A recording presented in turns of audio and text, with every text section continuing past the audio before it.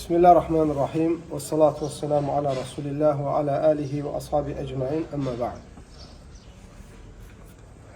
Bugün Qabalda misafiri kardeşlerle bir aradayıq. Öncelikle öz adımdan ve kardeşlerin adından Qabal kardeşlerine teşekkür ediyorum. Allah razı olsun. Allah var eləsin. Özümə və sizə və dilimizi başa düşənlərə qısa bir xatırlatma etmək istəyirəm. O da yaşadığımız gündəmlə ilgili. Hansı ki, əvvəlki dönəmlərdə şikayətimiz ondan idi ki, müsəlmanların sayı azdır. Müsəlmanlar çox deyirlər, ondan dolayı məzlumdular, ondan dolayı müsəlmanlar tapdalanır, ayaq altında qalır və s. və s. Bugün yaşadığımız dönəmdə müsəlmanların sayı ilə ilgili bir sıkıntımız yoxdur.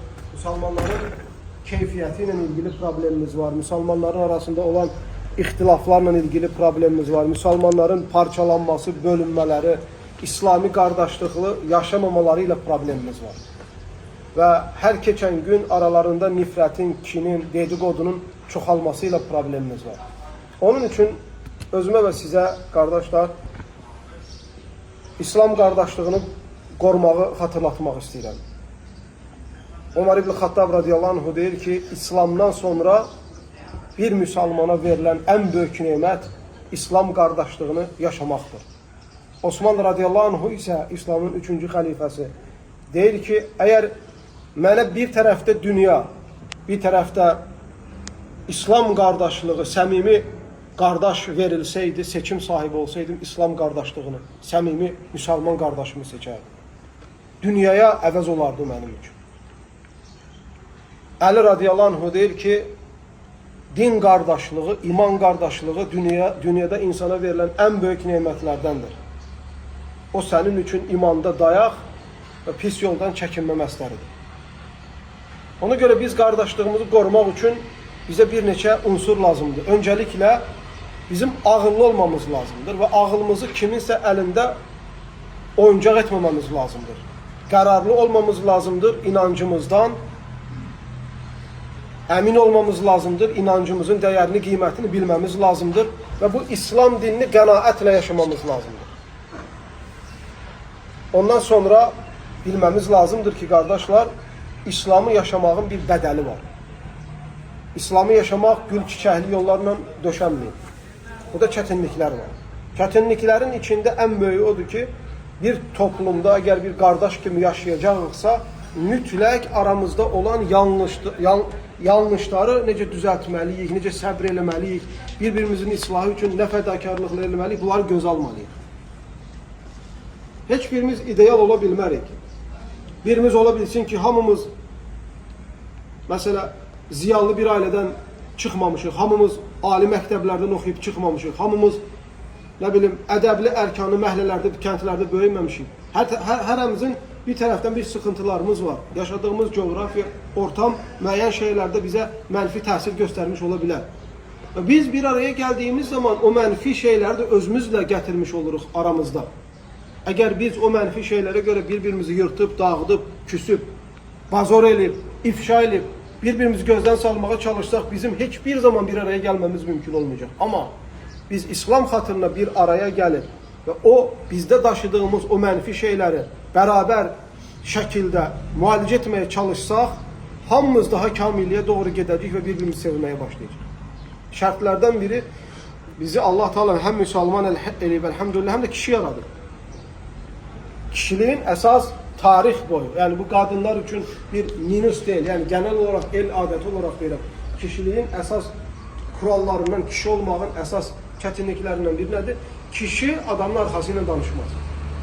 Biz qeybət eləməyəcək, qardaşlar, bir-birimizin arxası ilə danışmayacaq. Bir-birimizi pisləməyəcək, bir-birimizin torbasını tikməyəcək.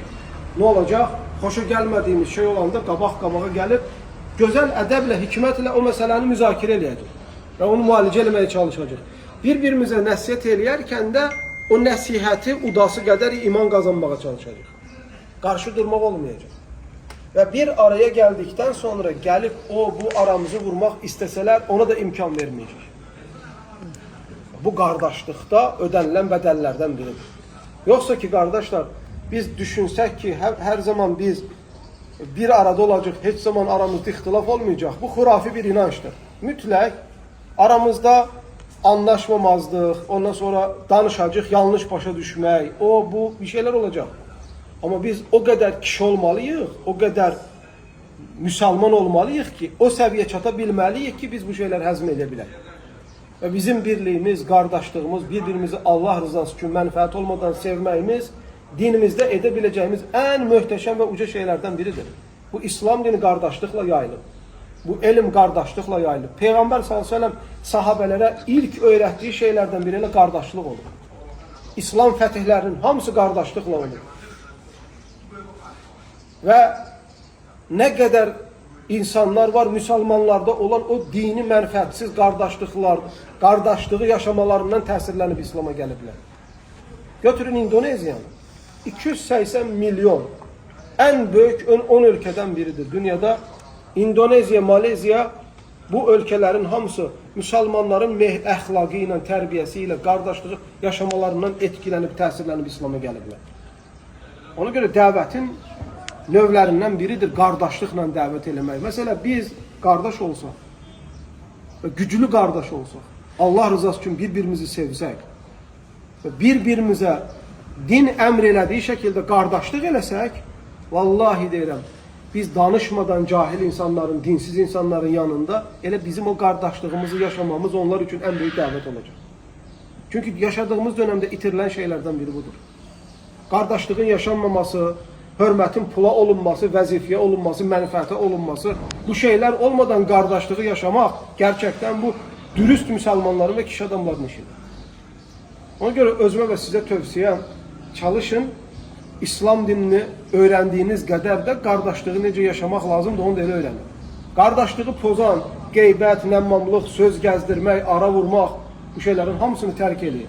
Qardaşlığı bağlayan, salam vermək, yaxşı gündə də, pis gündə də bir-birinizin yanında durmaq, bir-birinizi müdafiə eləmək, bir-birinizə sahib çıxmaq, bir-birinizi kiminsə ayağının altına verməmək, bir-birinizə bildiyiniz şeyləri öyrətmək və əlinizdə olan xeyirləri olmayanlarla paylamaq və bu şeylərlə də qardaşlığın ipini möhkəmləndirin. Belə olsanız Allah'ın izniyle hem özünüz İslam'ı güzel yaşayacaksınız, hem çevrenizdeki insanlara örnek olacaksınız, hem de sabitliğin yollarından biri olacak. Allah cümlemizi bu dinde sabit eləsin, qardaşlığımızı Allah için yaşamağa nəsib eləsin. Tekrar Allah razı olsun, Rafiq müəllim. Allah var eləsin qardaş, Allah qardaşlıqdan eksik eləməsin. Allah barakallahu fikum və sallallahu aleyhi ve sellem və bərəkələsin. Allah razı olsun.